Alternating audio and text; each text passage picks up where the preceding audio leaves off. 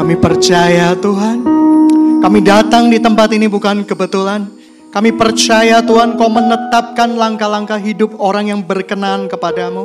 Dan kiranya kami menjadi orang-orang yang berkenan di hadapan-Mu. Kuduskan dan sucikan ruangan ini. Kuduskan dan sucikan hati kami. Supaya kami takluk kepada kebenaran firman-Mu.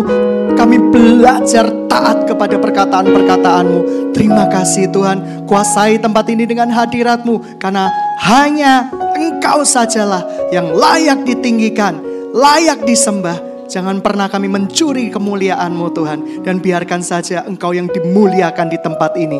Kristus kekasih kami, Tuhan kami. Dalam nama Tuhan Yesus Kristus, kamu berdoa dan mengucap syukur. Haleluya. Amin. Shalom. Satu hari ada upaya pemberontakan besar-besaran yang terjadi di kalangan umat Israel. Yang dipropori oleh Korah, Abiram, dan di Bilangan. Iya, Datan, betul. Bilangan 16. Ada pemberontakan dari Korah, Abiram, dan Datan. Sidang jemaat yang dikasihi Tuhan, pada waktu itu Musa dan Harun menjadi pemimpin tertinggi dari umat Israel. Satu kali mereka datang, Korah, Datan dan Abiram, dan sebelum mereka datang, mereka mengadakan rapat di seluruh umat Israel dan dipilihlah pemimpin-pemimpin yang sangat cakap menurut pemilihan daripada rapat tersebut, yaitu sebanyak 250 pemimpin. Dan mereka datang bersama-sama menghadap Musa dan Harun, dan mereka berkata kepada Musa dan Harun, kamu gak capek jadi pemimpin? Kamu gak capek jadi ketua? Hei, kami ini umat pilihan Tuhan juga. Kami adalah umat yang diurapi Tuhan juga. Kami sama-sama punya kedudukan dengan engkau. Sehingga jemaat yang dikasihi Tuhan, gak ada yang salah dengan perkataan ini. Tetapi ada begitu banyak pelanggaran di dalamnya. Mengapa demikian? Nanti saya ceritakan. Dan mereka datang kepada Musa dan Harun. Lalu Musa dan Harun menjadi panas hatinya. Menjadi marah hatinya.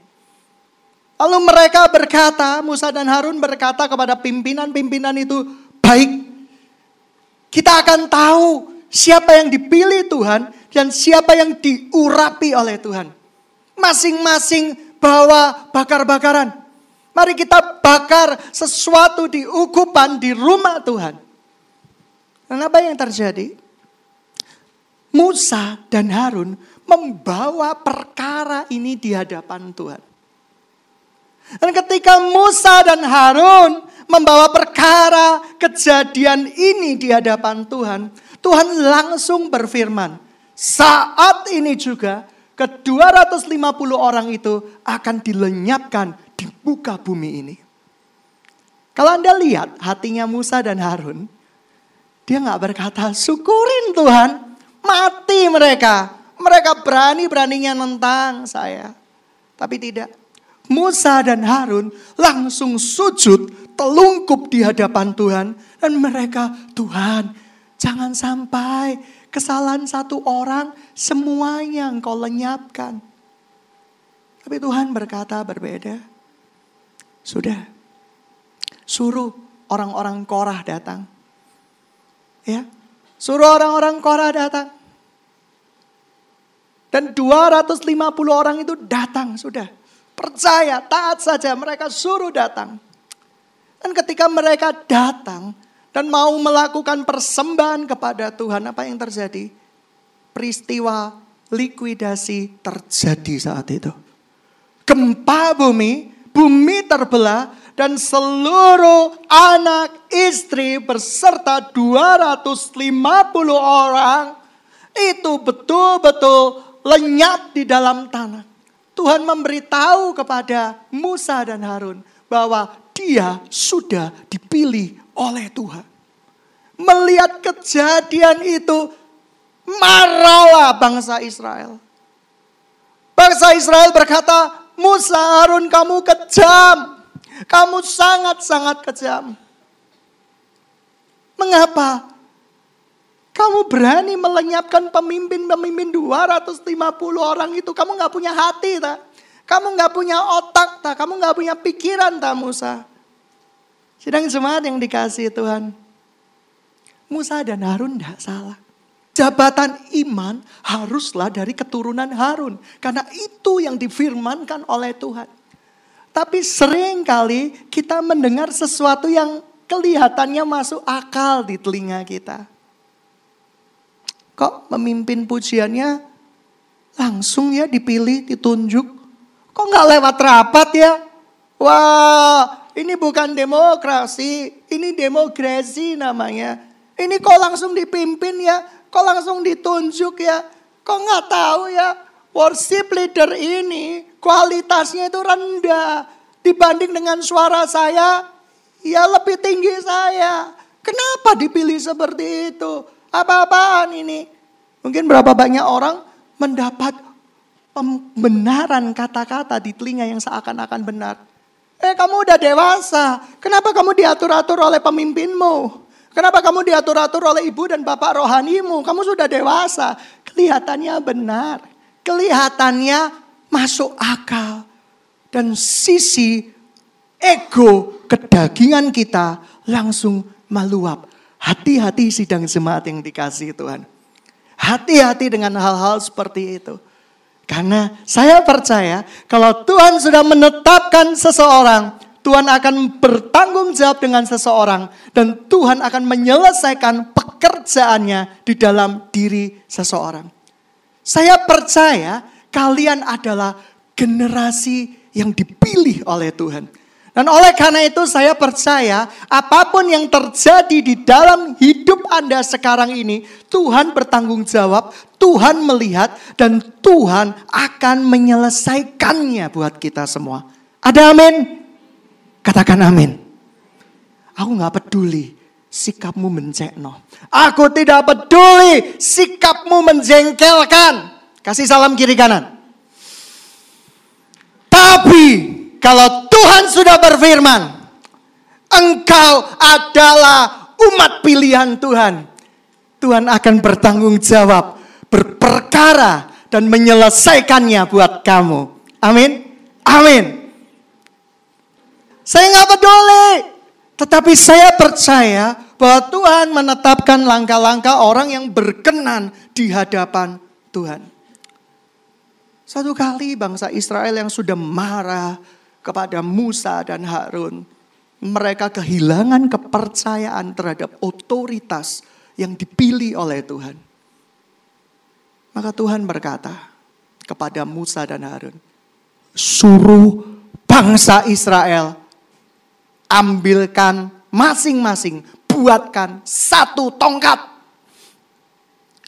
Lalu mereka membuat tongkat. Dan Anda tahu proses pembuatan tongkat. Tongkat itu seperti kakek kita yang mungkin jalannya kurang bagus. Mereka menggunakan tongkat. Ya. Tongkat itu cara proses pembuatannya dari kayu yang dikeringkan, dicelupkan bahan-bahan kimia supaya awet. Tidak kena rayap dan sebagainya. Kayu tersebut adalah kayu yang sudah mati, kering dan tidak mungkin hidup. Lalu dibagikanlah ke-12 tongkat itu. Masing-masing mewakili satu suku. Sidang jemaat yang dikasihi Tuhan. Musa dan Harun. Ketika mengalami persoalan di dalam hidupnya. Mereka tidak bertindak menurut amarah mereka. Mereka bertindak berdasarkan apa yang Tuhan mau. Mereka datang masuk ke dalam rumah Tuhan, hadirat Tuhan, dan membawa perkara ini kepada Tuhan. Dan apa yang terjadi sidang jemaat yang dikasihi Tuhan? Ketika tongkat itu dibawa ke kemah pertemuan, di dalam hadirat Tuhan, hanya satu tongkat yang bertunas, berbunga, dan berbuah, yaitu tongkat Harun. Tongkat Harun. Dia berbunga badam. Bunga badam itu kalau saya selidiki mirip dengan bunga sakura yang berwarna putih gitu loh. Mirip menurut saya. Bagus banget. Indah banget. Bagaimana mungkin tongkat yang mati, yang tidak bisa apa-apa, yang sudah dicelupkan cairan-cairan tertentu sehingga tidak memungkinkan untuk hidup kembali, dalam semalam bertunas, berbunga, dan berbuah. Saya mau kasih tahu. Mungkin kamu adalah tongkat-tongkat yang sudah mati. Dalam hidupmu sudah terkena begitu banyak racun, cairan kimiawi, cairan yang membenarkan pikiranmu.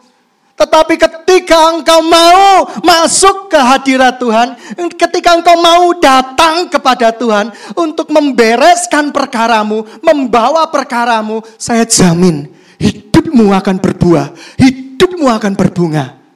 Amin. Amin. Dan bunga badam, buah badam itu seperti golongan kacang-kacangan. Dia termasuk jenis dari kacang almond. Kacang almond itu kacang yang paling baik loh. Dia punya manfaat, punya vitamin E, menstabilkan tekanan darah. Dia bisa menurunkan gula darah. Amin. Amin. Itu benar itu. Dan dia bisa meregenerasi sel-sel yang ada. Kegunaan dari kacang almond banyak, tapi terlalu banyak juga ada resikonya, alergi. Sidang jemaat yang dikasihi Tuhan, kita adalah generasi pilihan Tuhan. Kalau Tuhan sudah berkata, aku mau mengangkat seseorang, tidak ada seorang pun yang bisa menurunkannya. Saya nggak peduli.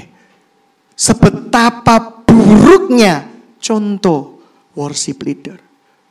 Seberapa buruknya pemimpin, tetapi kalau itu pilihan Tuhan, Tuhan bertanggung jawab dengan pilihannya. Tuhan akan menyelesaikan pilihannya.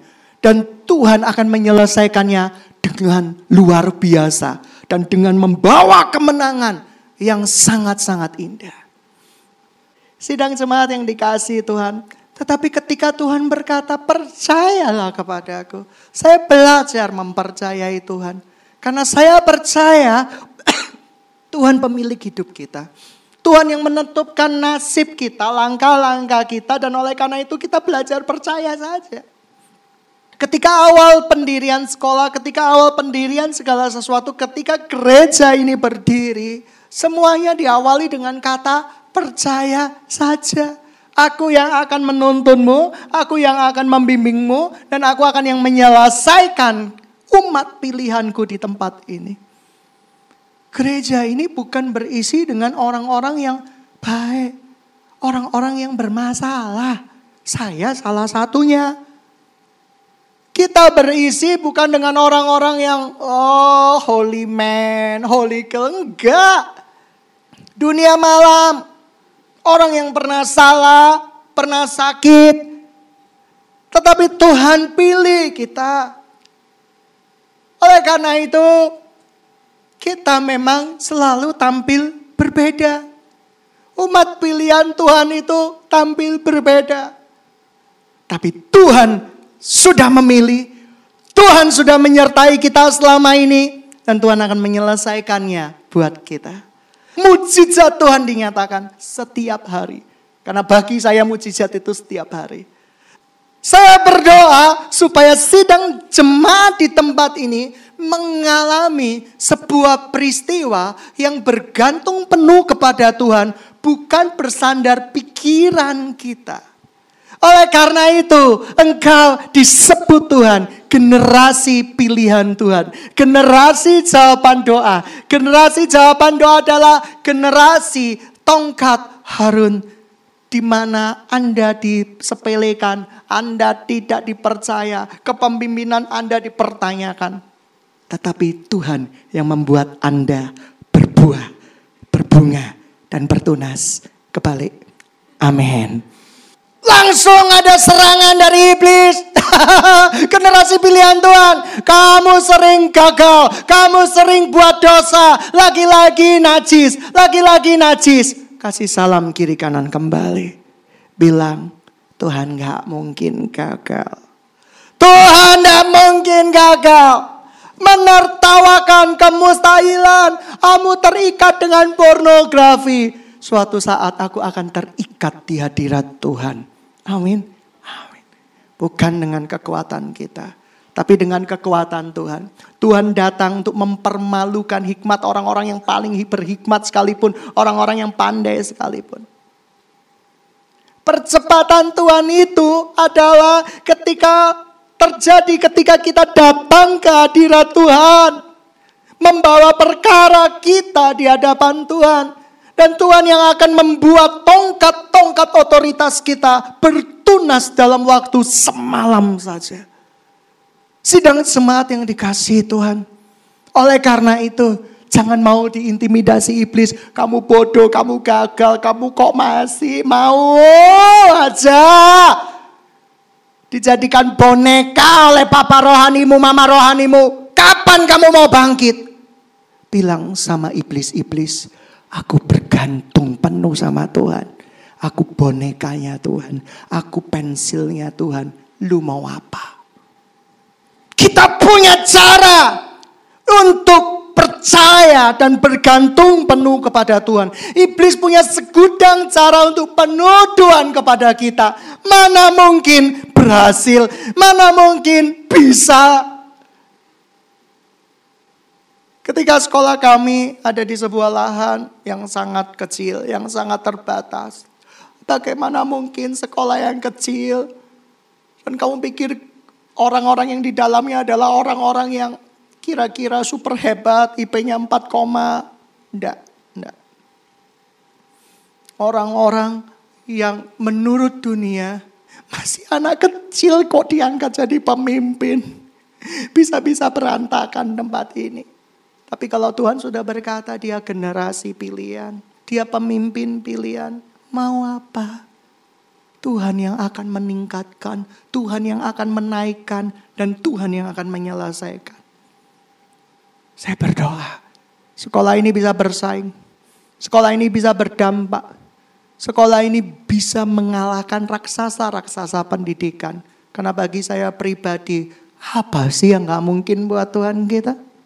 Apa sih yang gak mungkin buat Tuhan kita? Mungkin Anda berkata, cari jiwa itu susah. Kamu sih gak datang ke hadirat Tuhan. Datangnya dengan pikiran sendiri. Saya heran, zaman sekarang kok seperti zaman dulu, dunia sudah berubah men. Oleh karena itu, anggur itu harus selalu baru, jangan pakai anggur lama.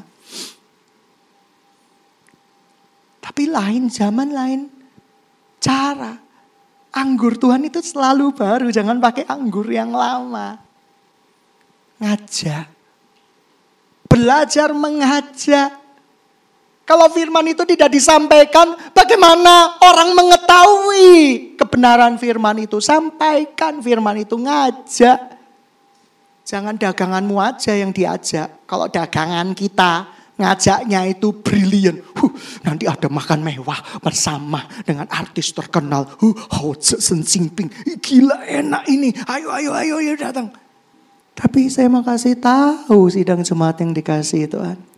Kalau engkau tidak membawa perkaramu di hadapan Tuhan, berdoa, meminta urapan dari Tuhan, bagaimana mungkin Tuhan akan membuatnya jadi di dalam hidupmu? Bagaimana mungkin tongkat itu akan berbunga kalau tongkat itu tidak diserahkan di hadirat Tuhan, di kemah pertemuannya Tuhan? Sidang jemaat yang dikasihi Tuhan, ajak dan ajak. Perkataan itu jauh lebih tajam daripada semuanya. Perkataan itu seperti benih, dan ketika satu kali benih itu akan berbuah dan berbunga tepat pada waktunya. Sidang jemaat yang dikasihi Tuhan, percayakah Rekom kalian akan mengalami mujizat tahun ini? Amin. Aku percaya Rekomku akan berbunga, akan berbuah. Aku percaya rekomku akan bertunas. Aku percaya persekutuan-persekutuan doa di sekolah-sekolah yang Tuhan percayakan kepada kami akan berbunga, bertunas. Saya percaya itu. Karena Tuhan sudah menetapkan tahun ini adalah tahun perjanjiannya. Tuhan sudah menetapkan tahun ini adalah tahun di mana kita melihat kasih-Nya yang tak terbatas. Dan oleh karena itu jangan main-main dengan janji Tuhan. Janji manusia janji palsu. Janji mantan itu janji palsu. Tapi janjinya Tuhan tidak pernah palsu. Amin. Amin. Saya mau tanya. Hari-hari ini terkenal dengan yang namanya 10-year challenge. Iya kan? Wajahmu 10 tahun yang lalu bagaimana? Wajahmu sekarang bagaimana? Amin. Ada yang dulunya ya seperti itu. Akhirnya sekarang bagaimana? Lucunya berita ini sudah mewabah di anak-anak kelas 1 dan 2 SD. Dan mereka berkata, yuk ikut 10-year challenge. Saya langsung garuk-garuk kepala. Berarti foto yang pertama itu apa ya, titik atau sinar gitu ya. Karena umur mereka belum 10 tahun. Orang ini lata. Banyak orang yang lata. Beneran loh. Kelas 1 SD, mamaku mau ikut 10-year challenge, yuk kita ikutan yuk. Gak mikir apa. Saya mau panggil guru matematikanya. Karena setiap tahun kita diperintahkan Tuhan untuk bertumbuh, berbunga, berbuah. Dan itu menjadi satu kepastian di mata Tuhan. Jadi sidang jemaat yang dikasih Tuhan, saya percaya pelayanan itu diperoleh bukan karena suka-sukaan. Saya mau di Korea, semuanya mudah. Semuanya bisa dikaryakan. Plastik pun dikaryakan jadi operasi. Iya kan? Jadi saya percaya bahwa apa yang terjadi di dalam kehidupan ini Tuhan bertanggung jawab di dalam kehidupan kita. Tuhan menetapkan langkah-langkah kita dan oleh karena itu don't worry. Tuhan akan menyelesaikannya buat kita. Jangan lewatkan kesempatan yang diberikan Tuhan. Saya percaya engkau akan mengembang ke kanan ke kiri dalam arti rohani bukan fisik. Dan keturunanmu akan memperoleh bangsa-bangsa. Dan saya percaya Tuhan akan membuat sebuah lompatan-lompatan iman yang kamu sebenarnya tidak percaya itu akan terjadi. Tapi itu akan terjadi di dalam hidupmu. Siapa yang percaya tahun ini tahun lompatan iman buat engkau? Angkat tangan. Siapa yang percaya tahun ini kamu jadi pemimpin? Angkat tangan. Belajar sungguh-sungguh melayani Tuhan. Amin. Belajar sungguh-sungguh. Kalau diberikan kesempatan untuk ngomong, diberikan kesempatan untuk Tuhan berbicara, jangan bilang sudah cukup. Jangan begitu. Kalau diberikan kesempatan sama Tuhan untuk berbicara, ayo ngomong, bicara. Itu kesempatan oleh Tuhan. Kalau diberikan kesempatan menjadi worship leader, gunakan kesempatan itu dengan baik. Saya rindu satu kali tempat ini memiliki asrama pasukannya Tuhan. Saya dapat mimpi dari Tuhan. Saya rindu ada sekolah berasrama. Saya rindu Tuhan bikin asrama. Tapi uangnya dari mana aku gak tahu Tuhan. Aku gak tahu. Tapi Engkau yang akan menyelesaikannya bagiku. Oleh karena itu sidang jemaat yang dikasih Tuhan. Kita rindu ada kegerakan anak-anak muda. Anak-anak muda. Kamu tahu young man. Kalau di Amerika dan di negara-negara tertentu, usia 50 itu disebut young man. Saya terkejut. Barack Obama menjadi presiden di usia yang sangat muda, piro 50 lebih. Hei, jangan merasa kamu udah tua. Kamu meremehkan dirimu sendiri. Aku udah 25. Aku udah tua. Aku udah 1/4 abad. Nanti yang belasan tahun, aku sudah 1/8 abad. abadnya yang dilihat. Seperempatnya nggak dilihat. Aku udah 30. Sebentar lagi 40. Oh Tuhan. Jangan seperti itu. Oleh karena itu saya percaya. Youth Center, Youth Pastor. Oh, di dalam nama Kristus Yesus. Kau akan dipilih Tuhan. Kau akan bertumbuh. Dan kau akan berbuat tepat pada waktunya. Tahun ini tahun untuk kemuliaan Tuhan. Tahun ini tahun perjanjiannya Tuhan. Tahun ini kasih Tuhan tanpa syarat akan dilimpahkan kepadamu. Saya percaya itu. Lalu bagaimana anak-anak Tuhan? Pertama, kalau kita belajar dari bilangan 16 dan 17 ini. Ketika engkau dipilih oleh Tuhan, dipercayai oleh Tuhan lewat pemimpin-pemimpin rohanimu. Belajar untuk tidak terpengaruh dengan keadaan sekelilingmu yang berkata, udah saatnya engkau pensiun. Ini saatnya anak-anak muda yang menggantikanmu. Sudah saatnya engkau tahu diri. Engkau sudah tidak di universitas itu lagi. Sudah saatnya engkau tahu diri. Usiamu udah berapa? Bawa perkara itu ke Tuhan.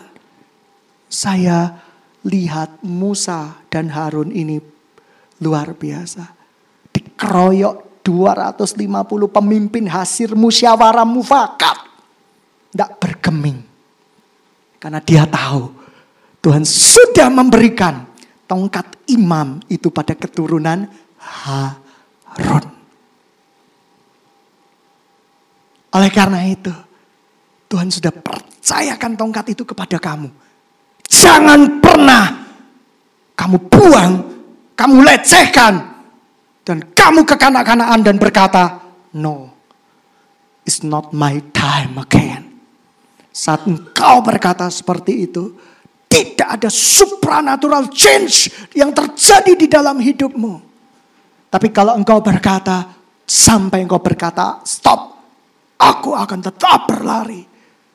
Dan aku akan menyelesaikan gelanggang pertandinganku. Saya rindu banyak Billy Graham muda di tempat ini. Di usianya yang sudah sangat sepuh, dia tetap berkhotbah. Dia hanya mau berhenti ketika Tuhan berkata berhenti. Saya rindu ada pemimpin-pemimpin kebangunan di tempat ini. Karena ini tahun di mana saya yang yakini mukjizat terjadi. Banyak pemimpin-pemimpin kebangunan yang ada di jemaat ini. Oleh karena itu datang kepada Tuhan. Ojo lihat kiri kanan. Jangan lihat kiri kanan, samping, muka, belakang. Keadaan tidak selalu baik. Saya selalu berkata kepada anak-anak rohani. Kalau kamu yakin, jangan hitung-hitungan dengan Tuhan. Memang kita harus buat anggaran daripada sebuah jembatan. Tetapi jangan kenemenan sampai begitu detailnya. Sampai unsur Yesus atau kuasa Tuhan engkau abaikan. Jangan seperti itu. Hitung-hitungan boleh. Tapi kalau hitung-hitungan dan terlalu fokus pada angka-angka, engkau akan melupakan keajaiban Tuhan. Engkau akan melupakan bahwa Yesus itu sanggup daripada semuanya. Kalau kita bilang ke dokter, kamu misalnya ke dokter, Tuhan bilang nggak bisa disembuhkan ini penyakit ini. Oh nggak mungkin, ini nggak bisa. Oh nggak bisa. Bahkan mungkin tua dokter bilang, kamu nggak mungkin punya anak. Lalu kamu mulai hitung-hitungan. Aduh, caranya gimana ya? Panti asuhannya, tempat ini udah jadi belum nggak ya? Adopsi. Aduh gimana ya? Bawa perkaramu kepada Tuhan. Bawa perkaramu ke Tuhan. Tuhan tidak lupa memperbaiki hidupmu. Tuhan tidak lupa memperbaiki seluruh sel-sel di dalam kehidupanmu. Oleh karena itu, kedua, jangan lihat kiri kanan. Kedua, bawa perkara ke Tuhan. Yang ketiga apa? Masuk dalam hadirat Tuhan. Shekinah glory. Shine mercy. Saya percaya Shekinah glory itu akan mengubahkan apa yang tadinya nggak ada menjadi ada. Itu cahaya kemuliaan Tuhan. Dan ketika kita datang dalam cahaya kemuliaan Tuhan, kita dimampukan untuk melakukan perkara-perkara yang tadinya kita tidak mampu. Percayalah sidang jemaat yang dikasihi Tuhan. Minggu ini berkat firman Tuhan sudah ditabur. Dan saya akan lihat minggu Tuhan sudah dituai. Minggu depannya lagi sudah berbuah. Dan minggu depannya lagi melimpah ruah. Ajak mereka mengenal Tuhan. Jangan pernah menyerah. Karena satu jiwa gitu berharga di mata Tuhan. Apa sisi kerinduan Tuhan di muka bumi ini? Jiwa, jiwa, jiwa. Ketika kami datang, ada satu perkataan dari Tuhan yang masuk di hati saya. Lewat diri seseorang yang menurut saya biasa. Dia cuma berkata seperti ini, jangan pernah menolak orang karena orang itu tidak punya uang atau miskin. Sebab engkau akan berperkara dengan Tuhan. Saya mau. Apakah Anda mau? Kita dulunya bukan siapa-siapa. Saya di siapa sih? Mas supir. Bahasa kerennya driver. Kalau dulu ada Grab ya mungkin saya cuma supir Grab. Dengan mobil pinjaman. Tapi kalau Tuhan bisa mengangkat seseorang. Tuhan bisa mengangkat engkau juga. Amin. Amin. Kita masuk di dalam kerinduan kepada Tuhan. Hari ini saya berdoa. Siapa yang hari ini merasa hidupmu begitu kering, hidupmu tidak ada kehidupan, hidupmu bahkan tidak berbuah. Siapa yang merasa tidak berbuah, datang kepada Tuhan hari ini. Datang kepada Tuhan hari ini. Karena apa? Karena Tuhan akan berperkara buat engkau. Siapa yang berkata hari ini, tongkatku udah mati. Otoritasku sudah gak ada. Otoritasku sudah kering. Aku sudah tidak dipercaya. Tapi hari ini ketika engkau datang kepada Tuhan, saya mau kasih tahu. Ketika engkau datang ke hadirat Tuhan, tongkat itu akan bertunas, berbunga, dan berbuah. Siapa yang mau dengan rendah hati berkata, Tuhan aku mau tongkat otoritasku berbuah dan berbunga dan bertunas. Angkat tanganmu tinggi-tinggi, angkat tanganmu tinggi-tinggi. Saya percaya engkau adalah lilin-lilinnya Tuhan. Saya percaya engkau adalah lilin-lilinnya Tuhan yang siap menerangi dunia ini. Tapi kalau lilin itu tidak pernah dinyalakan, lilin itu tidak pernah dibakar, bagaimana dia bisa menerangi dunia ini? Kalau hidupmu tidak pernah terbakar, tidak pernah dinyalakan, bagaimana hidupmu bisa bermanfaat? Dibakar tidak menyenangkan.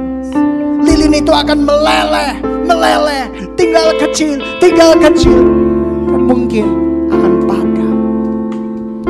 Tapi setidaknya lilin itu bermanfaat bagi sekitarnya. Suatu saat kita akan mati meninggalkan bumi ini. Tapi sudahkah hidupmu berdampak bermanfaat buat orang-orang di sekitarmu? Saya percaya. Mari kita datang ke hadirat Tuhan. Ke hadirat Tuhan. Ke hadirat Tuhan.